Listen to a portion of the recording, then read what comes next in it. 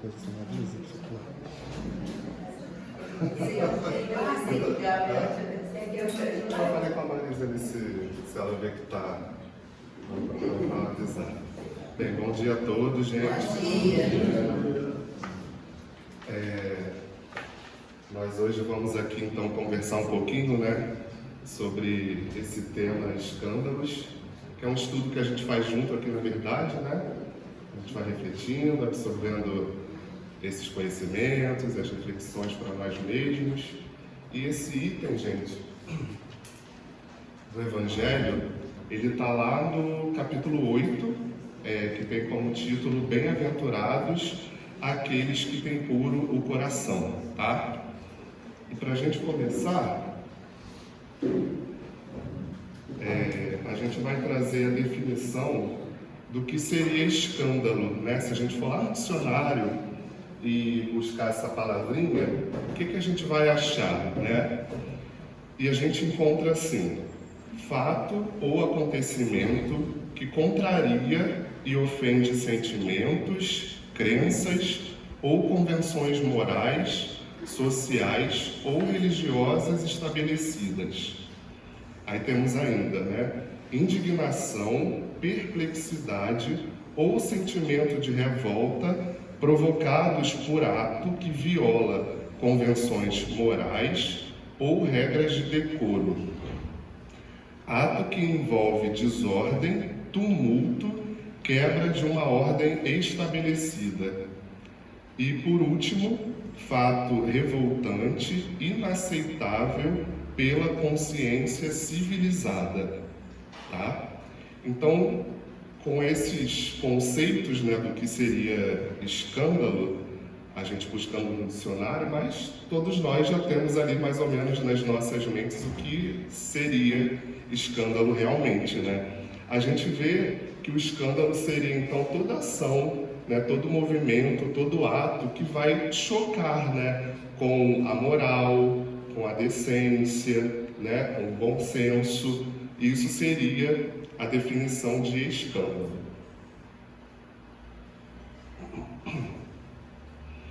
E daí a gente começa o nosso estudo com essa passagem de Jesus, que está lá no Evangelho de Mateus, em que ele diz assim: ai do mundo por causa dos escândalos, porque é necessário que venham escândalos, mas ai do homem por quem o escândalo venha.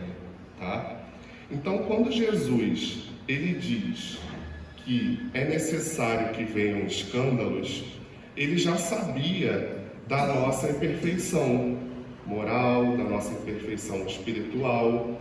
E se somos ainda imperfeitos, somos automaticamente produtores de escândalos, de males, né? O mal, ele ainda habita o nosso coração, né? Se não somos ainda espíritos puros, espíritos perfeitos, o mal, ele ainda se faz presente em nós.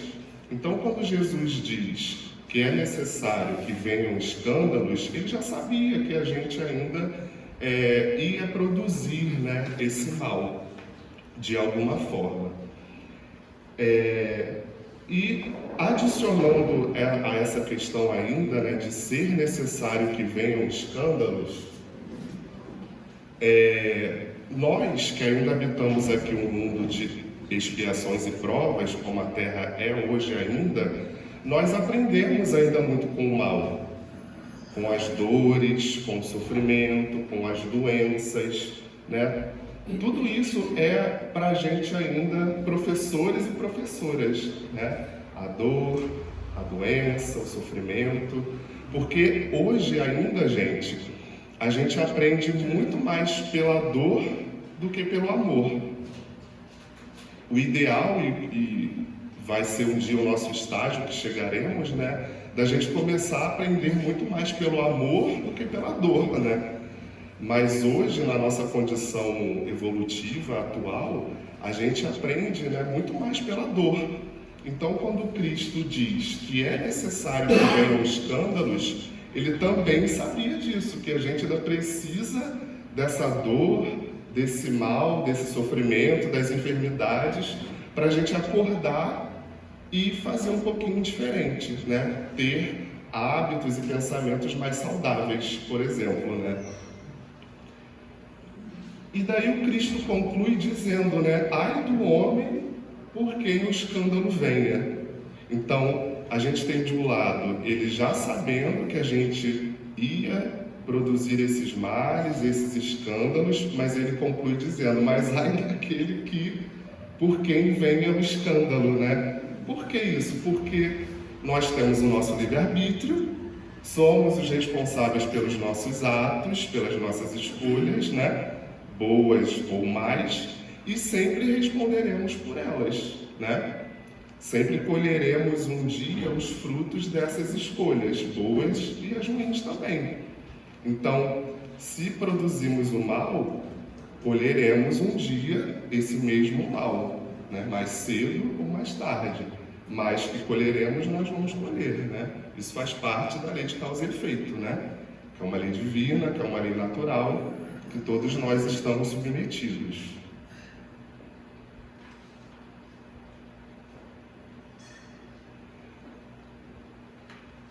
E olha que legal, gente. Do mal, que é fonte de dor e sofrimento, que virá o bem. Né? É até estranho a gente pensar, mas como assim do mal vai vir o bem? Mas é isso que a gente está falando aqui, né? O mal, gente, ele cansa, né? Ninguém gosta de sofrer, ninguém gosta de sentir dor, né? Então, vai chegar um dia que a gente vai se cansar mesmo desse mal, né? Que a gente ainda faz, que a gente ainda produz.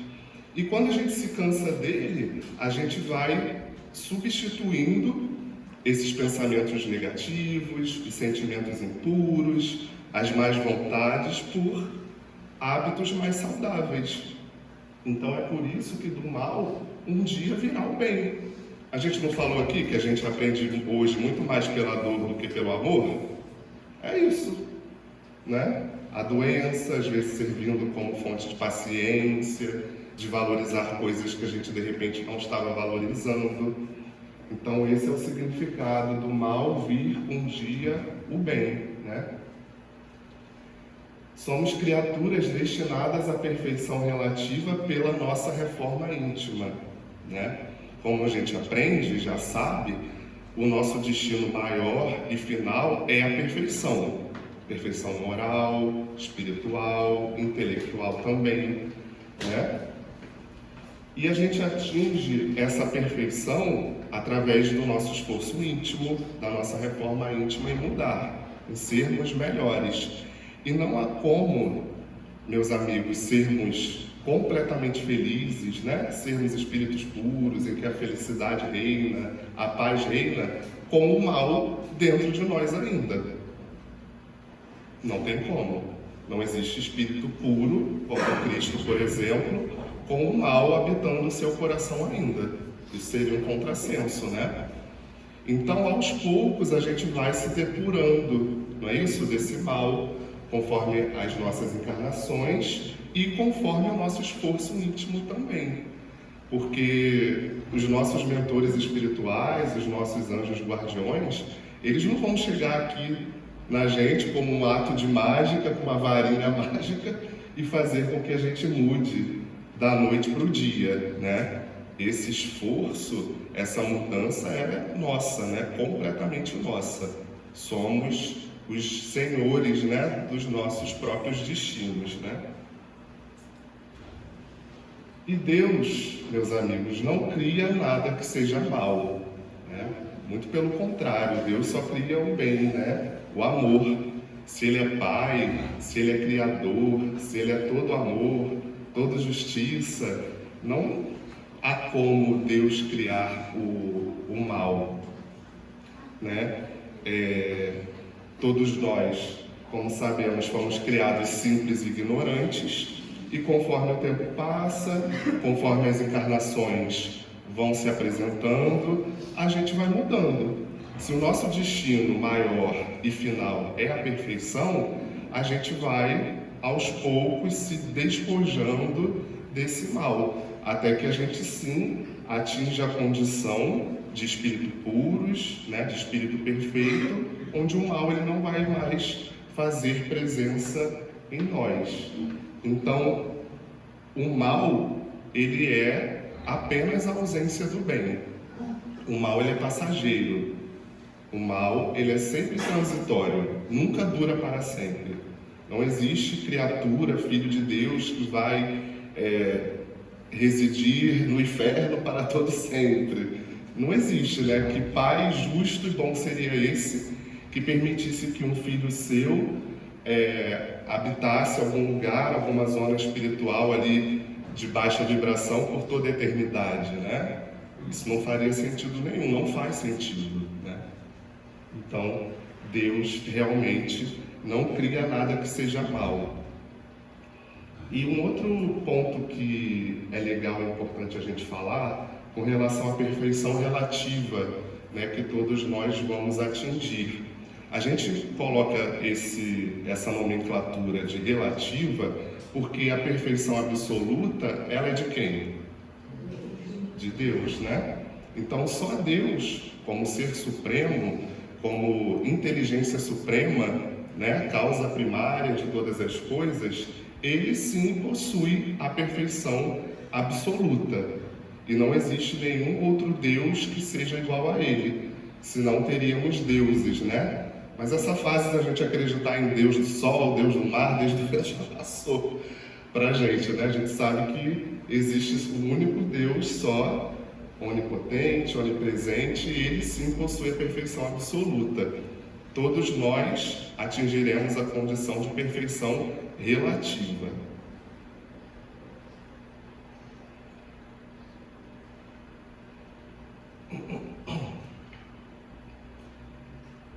E meus amigos, a Terra, né, o nosso querido planeta, que está servindo de morada para a gente hoje, é ainda um mundo de provas e expiações, não é isso? Em fase de transição, que a gente tanto fala já há bastante tempo, para um mundo de regeneração. A Terra hoje, gente, ela vive essa fase de transição planetária, né?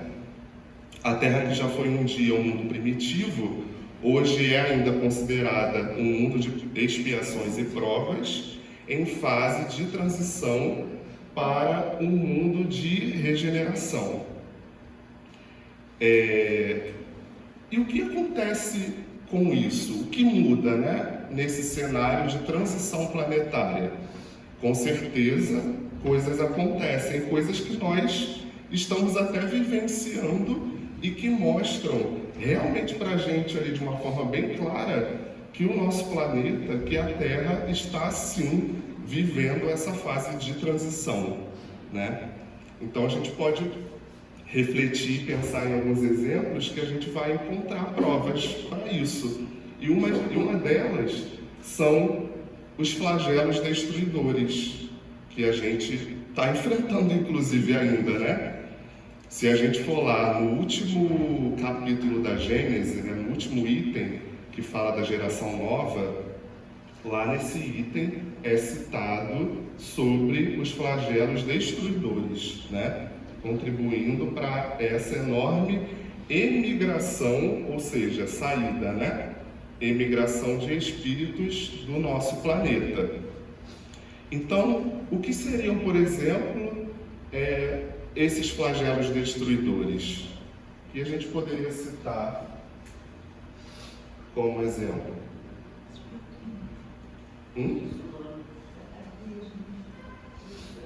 Os cataclismas, né? As guerras, as pandemias. Olha tudo que a gente está enfrentando hoje no nosso planeta, né? Uma guerra, ainda nos tempos de hoje, entre a Rússia e a Ucrânia. Fora as outras guerras e os outros conflitos que a gente também, talvez, que com certeza devem existir, talvez numa escala menor, não sei, mas que a gente não sabe, não tem acesso pela mídia, né? A própria pandemia, né? Os desastres naturais também, né? Que por vezes promovem desencarnes coletivos. Então tudo isso são esses flagelos destruidores, que é citado lá na Gênesis, na geração nova. Então esses flagelos destruidores, como eles promovem desencarnes em massa, geralmente, né? Geralmente não é assim, né? isso acaba promovendo, de alguma forma, esse auxílio na saída de espíritos em massa do nosso planeta, em contrapartida à entrada de outros. E aí a gente pode se perguntar, né? Mas, Diego, que espíritos são esses, então, que estão saindo hoje do nosso planeta, que talvez não vão ter mais a oportunidade de reencarnarem aqui na Terra, justamente por conta, né, dessa fase de transição, que é literalmente uma limpeza, né, vamos dizer assim, que está sendo feita hoje no nosso planeta. E que espíritos outros são esses que estão chegando e substituindo e contribuindo para essa nova fase da Terra, né?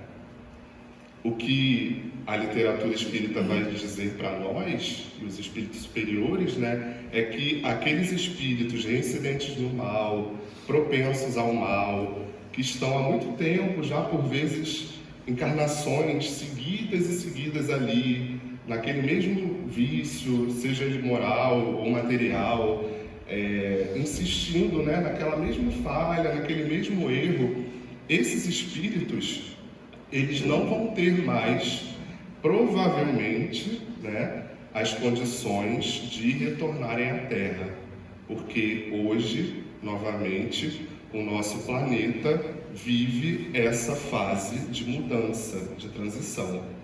E os espíritos que estão chegando, quais seriam eles? Né? São espíritos mais propensos ao bem, né?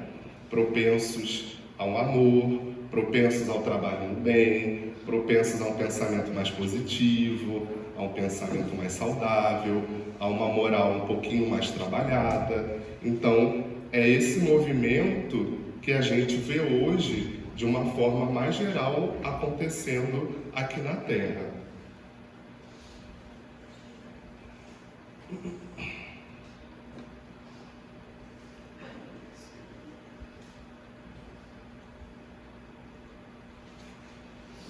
E aí, gente, só para a gente ilustrar ali rapidamente, a gente trouxe, né, a escala de evolução dos mundos, né?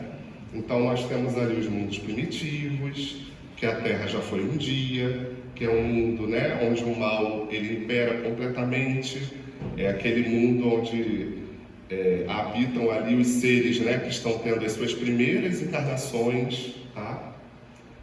Em seguida, mundos de expiações e provas, que é o nosso, né, que é o caso da Terra, e daí é para a gente ver como a gente ainda está lá atrás, né? Como a gente ainda está atrasado, porque vão vir 3 mundos superiores depois ainda do nosso, né? Então, no mundo de expiações e provas, o mal, ele ainda se sobrepõe ao bem, né? E é o caso da Terra hoje. Mundos de regeneração, é para onde a gente está se encaminhando. Quando isso vai acontecer, só Deus sabe, na verdade vai depender das nossas atitudes, né? Porque quando a gente muda para melhor, é claro, o mundo, o planeta também muda, né? Então a Terra está ali hoje nessa fase de transição. É caracterizada como um mundo de expiações e provas em fase de transição. Ao nosso ver, né, isso vai demorar muito ainda para que a Terra seja realmente caracterizada, né, e designada como um mundo regenerado. E nos mundos de regeneração, o bem ele já se iguala ao mal, né? E o mal que a gente vai ver um dia, né, no mundo de regeneração, gente, não é o mesmo mal que a gente vê aqui, tá?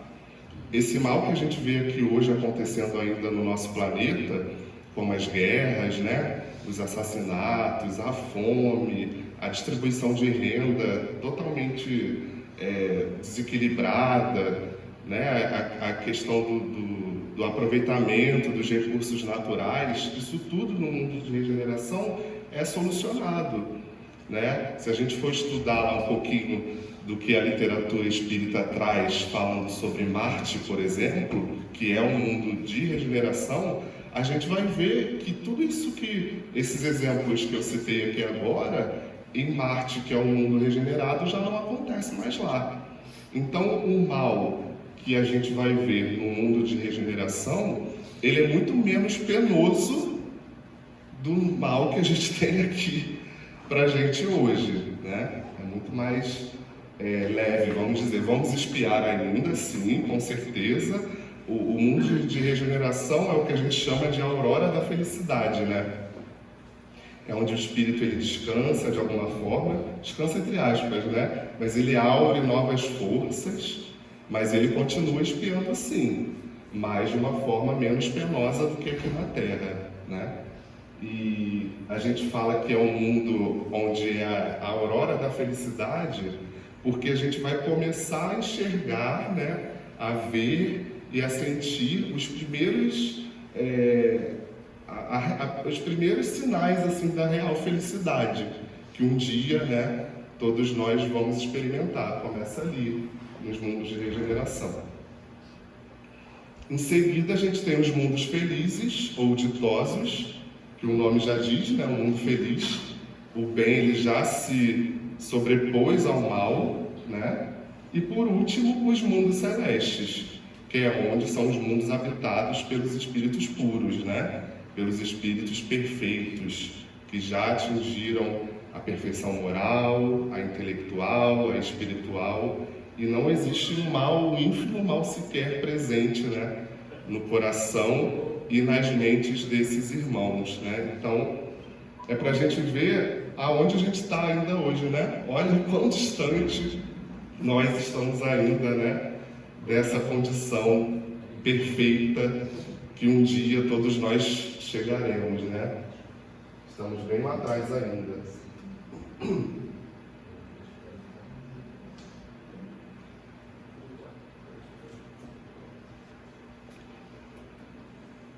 Continuando, meus amigos, temos outra fala de Jesus lá no Evangelho de Mateus sobre o tema escândalos, né? Que ele vai dizer: se vossa mão ou vosso pé vos é um motivo de escândalo, cortai-os e atirai-os longe de vós, né?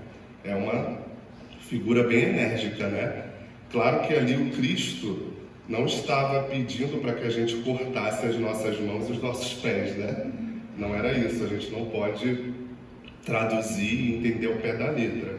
O que o Cristo queria dizer com isso é que a gente deveria remover da gente, aplicar todos os esforços para remover as fontes de mal e de escândalo que ainda existem em nós, né?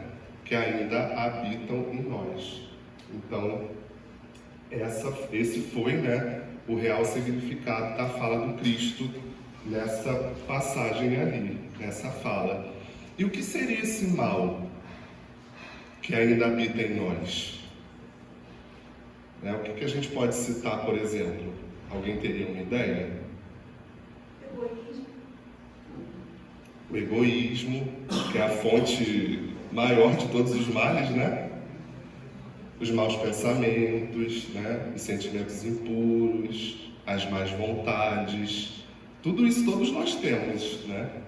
Em níveis um pouquinho maior, outros um pouquinho menor, mas é através desse esforço íntimo que nós temos que aos poucos indo se despojando desse mal, para que nós tenhamos dias mais felizes, né?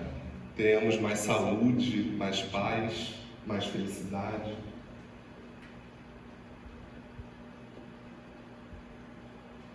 E aqui, gente, não é pegando o assunto do nosso irmão Eustáquio do domingo que vem, não, tá? É só uma pincelada que ele vai falar sobre esse item, né? Deixar e vir as minhas criancinhas no domingo que vem, né?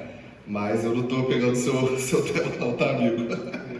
É só uma pinceladinha, porque também a fala do Cristo nessa passagem traz um ensinamento para a gente também com relação aos escândalos, né? Então, Cristo diz assim: deixai vir a mim as criancinhas, e não as impeçais, porque o reino dos céus é para aqueles que se lhes assemelham. Eu vos digo em verdade, todo aquele que não receber o reino de Deus como uma criança, nele não entrará, né?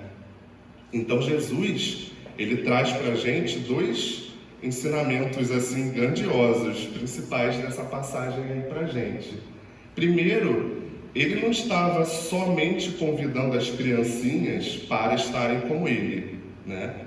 Somos todos irmãos do Cristo, filhos do mesmo Deus, todos nós temos acesso, né, e direitos a nos aproximarmos do Cristo também, não só as crianças. Mas quando ele diz, deixai vir as minhas criancinhas, ele estava, na verdade, falando para todos nós que estamos aqui. Porque nós somos, do ponto de vista espiritual, crianças ainda. Crianças espirituais, né? Porque somos imaturos por demais, do ponto de vista moral e espiritual. Então, deixai vir as minhas criancinhas é o Cristo convidando, né? Convocando todos nós para nos aproximarmos dele, para chegarmos até ele, né? E nós nos aproximamos do Cristo por essa mudança de hábito, né? Que temos que realizar aqui, essa mudança de pensamentos, de atitudes, de sentimentos.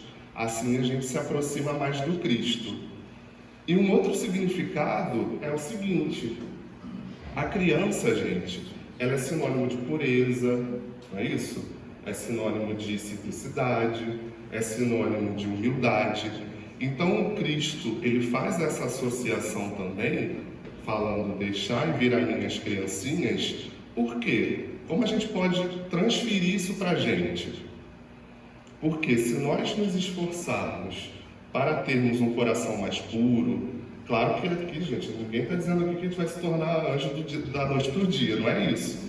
Mas a gente precisa se esforçar em contrapartida, não é ficar parado, né? Ficar na inércia. Então, se a gente se esforçar para ter um coração mais simples, para ter um coração mais humilde, para ter um coração mais puro, nós vamos sim nos aproximarmos do Cristo. Porque é muito mais fácil a gente chegar mais próximo do Cristo, senti-lo dessa forma, sendo simples, sendo humildes, sendo puros de coração. Se a gente está com o nosso coração abarrotado de mágoa, de ódio, de ressentimento, de inveja, de ódio, de ciúme, a gente vai conseguir ter acesso a Jesus, aos espíritos amigos, aos espíritos protetores? Claro que não. Pelo contrário, a gente vai estar acarretando doença para a gente, mal-estar, desequilíbrios, enfermidades, né? Então, é esse trabalho que a gente precisa fazer no nosso dia a dia, né?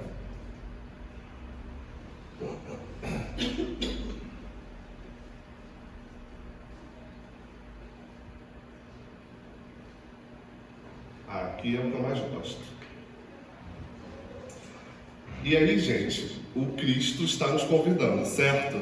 Está nos intimando, nos convocando para irmos até Ele. Qual é a forma principal de chegarmos até o Cristo? A caridade, né? É o que ele chama ali de o segredo. Olha que belas as palavras, né?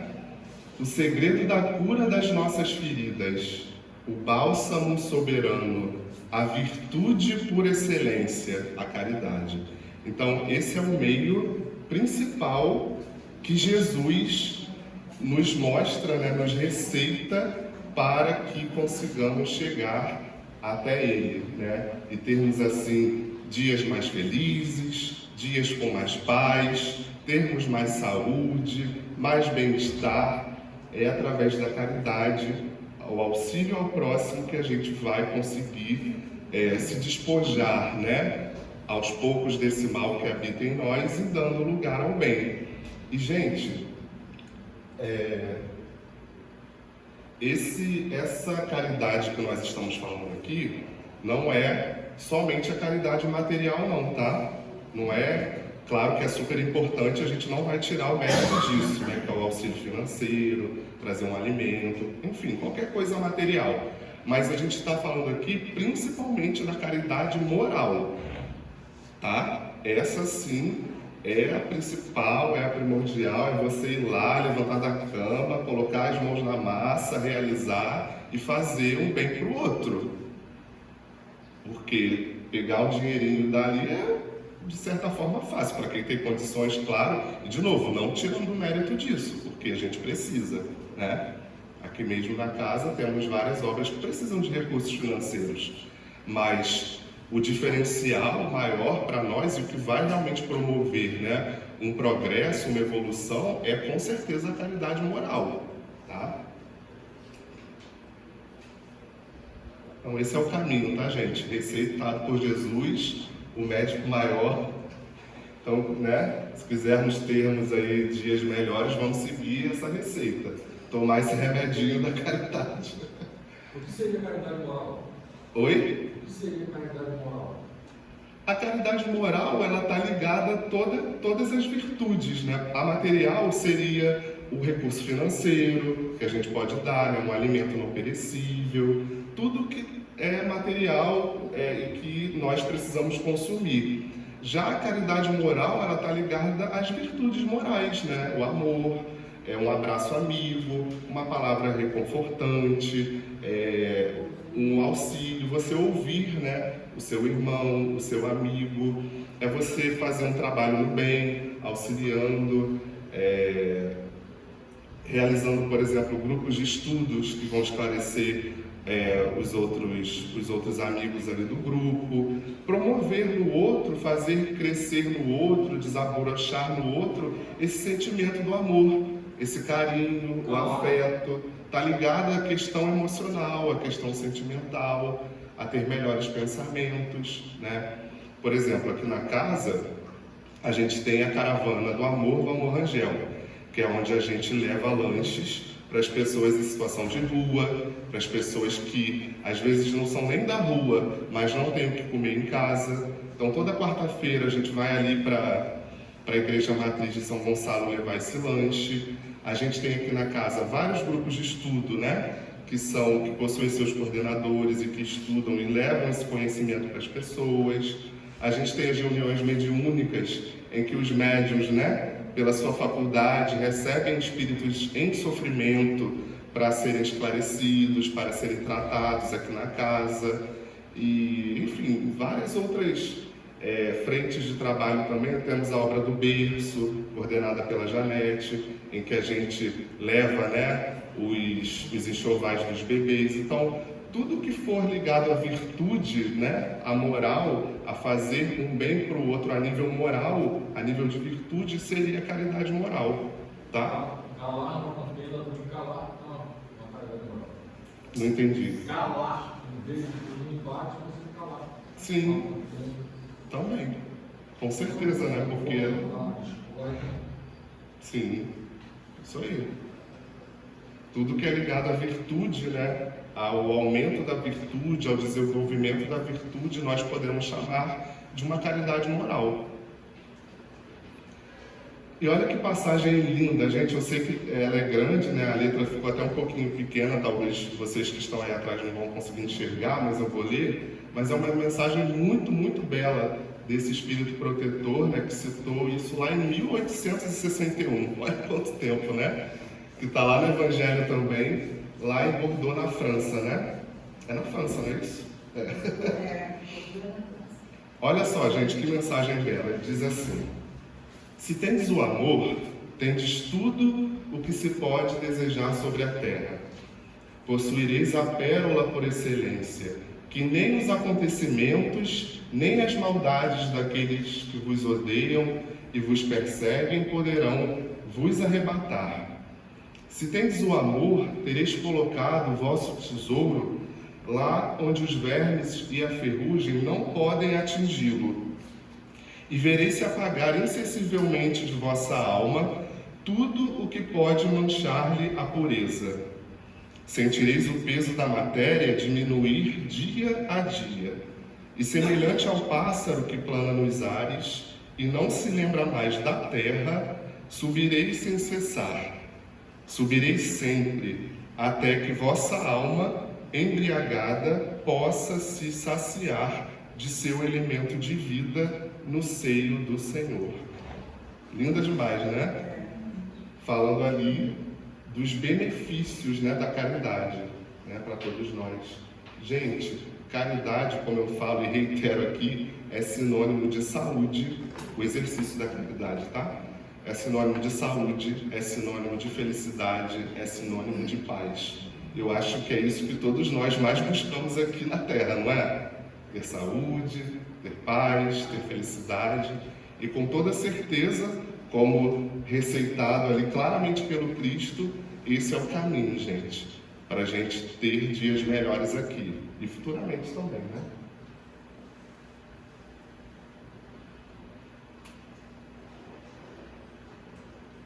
A aguinha já foi.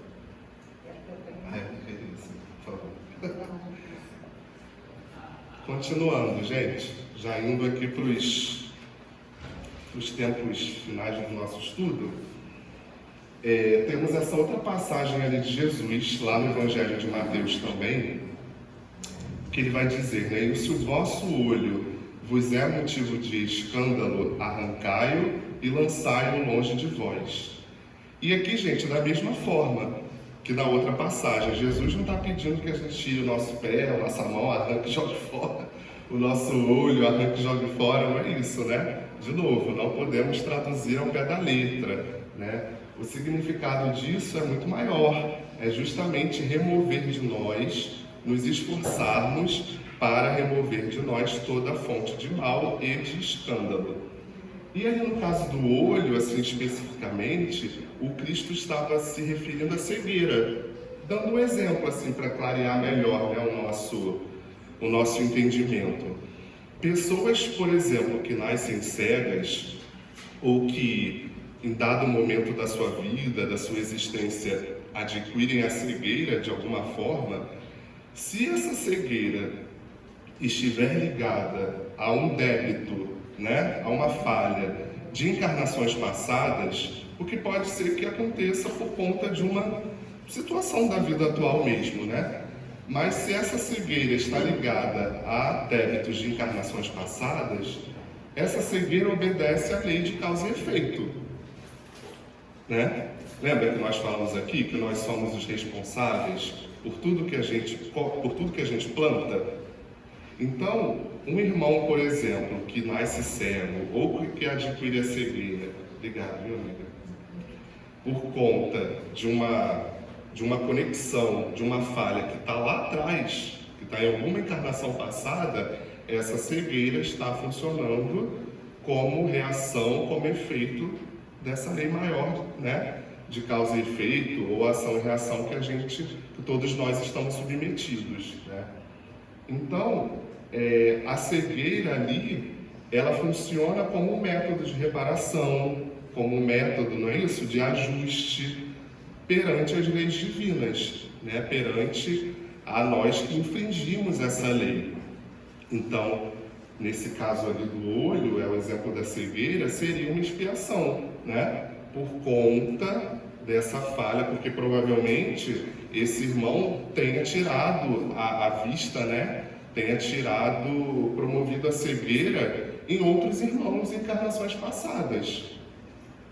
Então, precisa enfrentar a cegueira também como forma de se reaver perante Deus, perante as leis divinas. E como Cristo mesmo disse, quem matou pela espada, perecerá pela espada. É assim que funciona, gente. É bem claro, né? A gente sempre sofre, a gente sempre expia naquilo em que a gente fez o outro sofrer. Então, as expiações que a gente está enfrentando hoje aqui na Terra são reflexos de sofrimentos que nós causamos para os outros naquela mesma situação ali. Que para hoje a gente tão difícil, tão penosa, temos tanta dificuldade, podemos ter assim grande certeza que a gente provocou aquilo ali em irmãos nossos em encarnações passadas, né? Afinal, Cristo mesmo está dizendo ali, né? Quem matou pela espada, perecerá pela espada, né? E, gente, as expiações, né?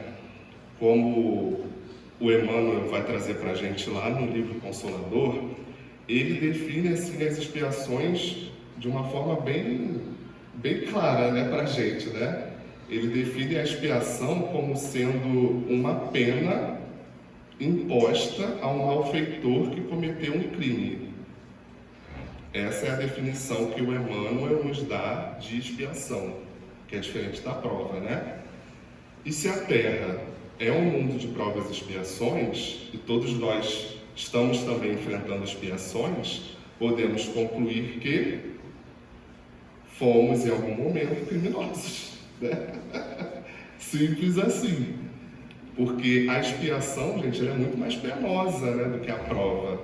A prova são aquelas situações, aquelas oportunidades que surgem, que muitas das vezes nós pedimos para enfrentarmos, para termos mais paciência, termos mais resignação, mais amor, mais perdão. Agora, a expiação, essa sim é mais severa, é mais penosa. Então, olha a conceituação do Emmanuel, né? É uma pena imposta a um malfeitor que cometeu um crime. Só que a gente não se lembra do que a gente fez, a grande maioria, né?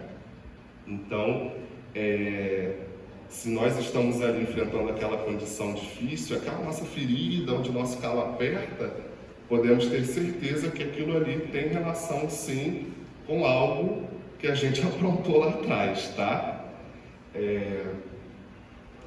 E uma outra coisa que é interessante a gente falar também sobre as expiações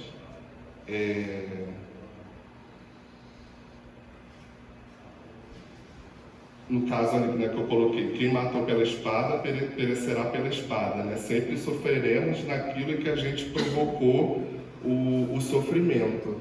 Então, como Cristo diz, a gente vai sempre realmente passar pelas situações que a gente precisa passar, né, gente? Nada é por acaso.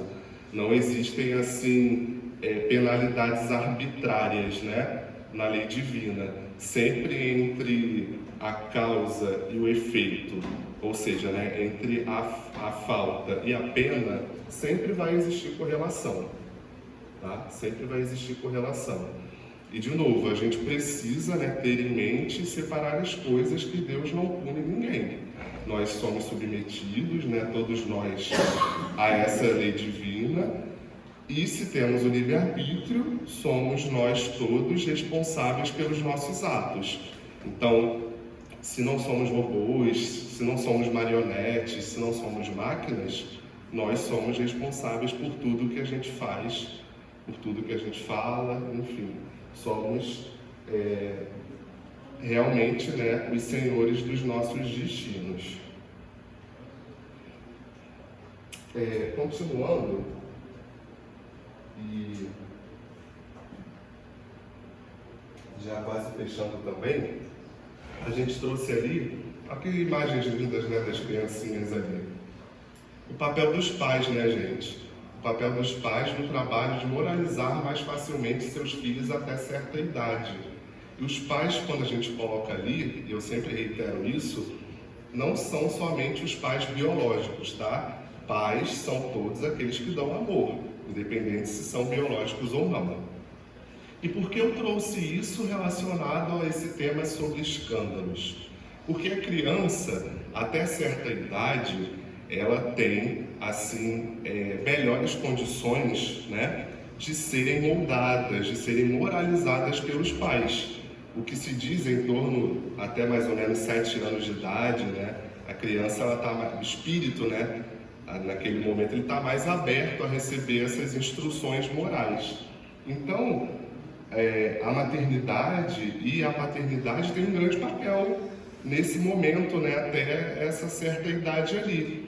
Porque a criança é um espírito reencarnado que já traz a sua bagagem de encarnações passadas, né? Já traz todo o seu arcabouço de tudo que já experienciou e poderia no futuro, se não fosse a intervenção dos pais, o auxílio dos pais em moralizá-las, serem produtoras de escândalos, de males no futuro. Então aí vai para todos os papais e todas as mamães que estão aqui hoje, né? a grande meta, né, a grande função, tanto da maternidade quanto da paternidade até essa idade aí. Claro que depois a gente continua assim, crescendo, né, melhorando, estudando, precisamos nos esforçar para tal. Mas até mais ou menos em torno dos 7 anos, assim, a criança está muito mais aberta, né, a ser instruída moralmente. Isso aqui também é muito legal. Lá no Evangelho, gente, nessa passagem, Kardec, né, os espíritos superiores vão trazer para a gente esse outro ensinamento aí, bem importante para a gente, né, que fala sobre o pensamento, a vontade e a ação. Quando a gente age, né, quando a gente faz alguma coisa, antes de agir, a gente teve a vontade de fazer aquilo ali. E antes da vontade veio o pensamento. Então o pensamento é onde começa tudo. O start, né, das coisas começam no pensamento. Aí depois a gente vai ter a vontade ou não de fazer aquilo ali. Tendo a vontade, a gente, né, pela força da vontade, a gente vai fazer. E a gente pode repelir também, por essa mesma força de vontade, aquela ação que não é legal. Então a gente pode fazer ou não fazer. Sempre vão ser escolhas nossas, né? E olha que legal que eles vão dizer pra gente. Nas pessoas, nos espíritos em que não possuem nem o pensamento do mal, não vou falar mal hoje de fulaninho não. Estou aqui de boa, eu não penso em nada de mal, nada. O progresso já foi realizado. A gente pode dizer que seria a condição dos espíritos puros, né? Dos espíritos perfeitos, não possui nada de mal, o pensamento não é onde começa tudo. Então, se não possui nenhum pensamento de mal, atingiu a perfeição. Naqueles em que há o pensamento do escândalo, mas a ação é repelida, o progresso está em vias de se cumprir, porque ele ainda pensa no mal, não faz, mas ainda pensa.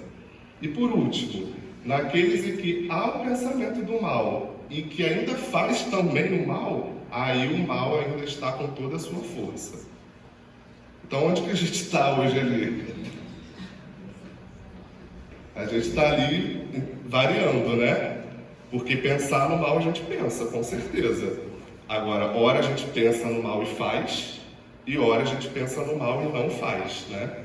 Então a gente está ali variando entre animalidade e angelitude a todo momento, né?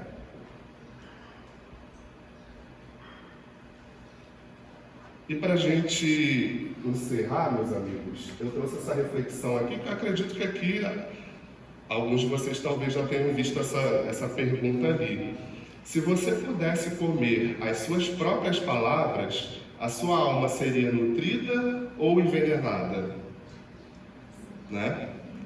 É uma reflexão para a gente fazer. Porque a boca fala do que está cheio o coração, né, gente? E aí, olha o que eu pensei, se a gente estendesse isso aí, se a gente pudesse comer as nossas próprias palavras, pudéssemos comer os nossos atos, a nossa alma seria nutrida ou envenenada? Exatamente, eu ia falar isso. E os pensamentos? Se eles pudessem comer os nossos pensamentos, aí lascou mesmo, né, gente? Então, é uma reflexão, né, para todos nós fazermos aqui, né? Opa!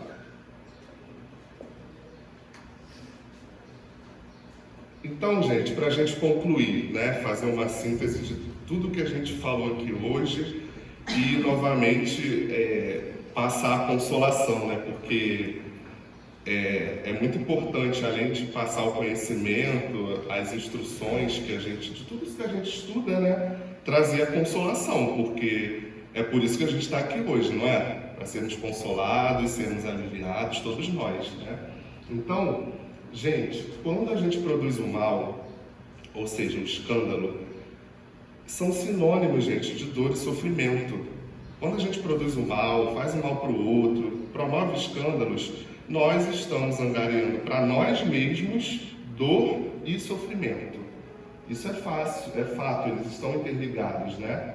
Então, qual é o remédio para isso, né? Como evitar? Como fazer diferente? É a reforma íntima. É esse esforço íntimo que a gente tanto fala aqui e por isso que a gente diz que ser espírita não é nada fácil, porque o espiritismo está a todo momento falando que a gente precisa mudar, que a gente precisa fazer diferente, que a gente precisa ter melhores pensamentos, que a gente precisa colocar a mão na massa, levantar da cadeira, ter hábitos mais saudáveis. E é todo mundo que está disposto a isso? Não, né? Por quantas vezes a gente não se acomoda, fica ali naquela inércia, naquela preguiça, e esse caminho não vai nos trazer muitos benefícios não, sinto informar.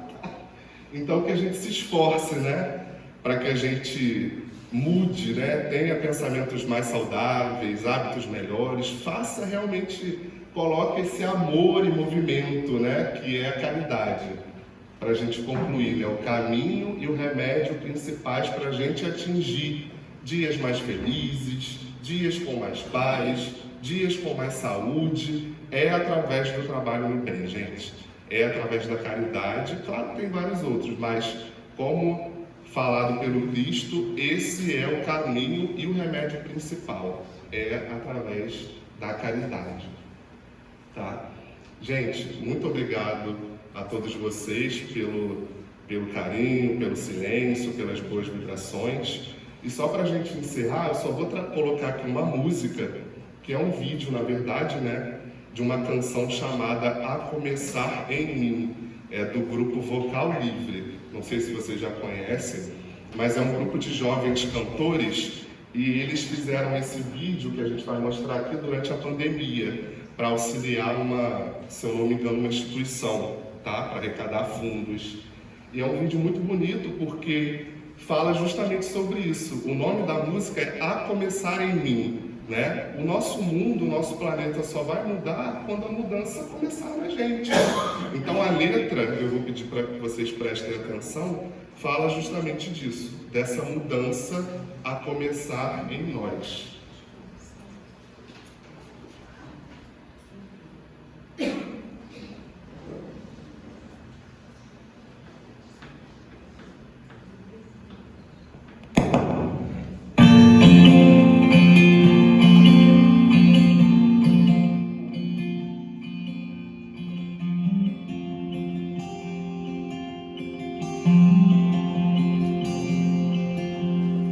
Cedo me acorda a oração, ao coração que tá apertado para ver um mundo diferente da notícia repetida da televisão.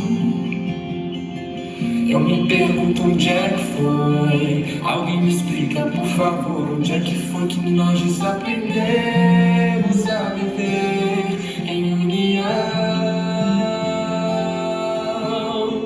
Quero ver mudar, mas eu aqui só esperar. Eu sou um deles, sou um deles. Minha oração só é real transformação se começar em mim. Haja mais amor, é começar em mim. Amor que eu tanto quero ver, a começar em mim. A começar em mim. Quem me perceber, que antes possa me reconhecer, me descrever em teu amor.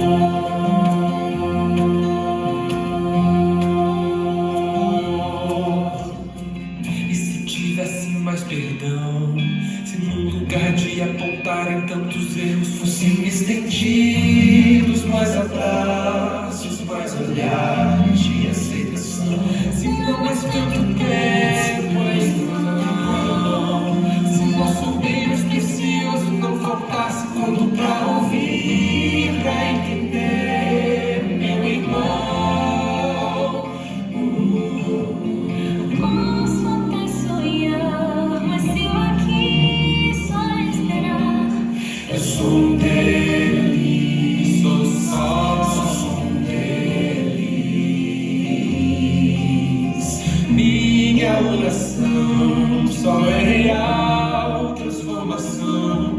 Se começar em mim, haja mais amor a começar em mim. Amor que eu tanto quero ver a começar em mim. A começar em mim. Quem me perceber, que antes possa me reconhecer, me descrever em teu amor.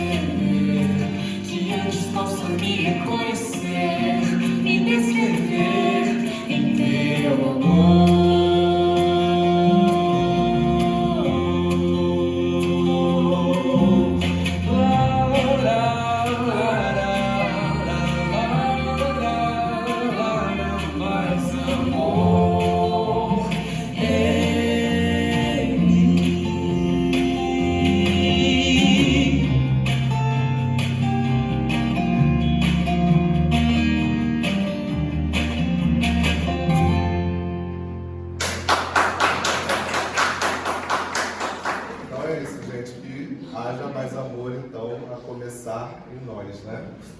Fiquemos com Deus, boa semana, bom domingo a todos, viu, gente?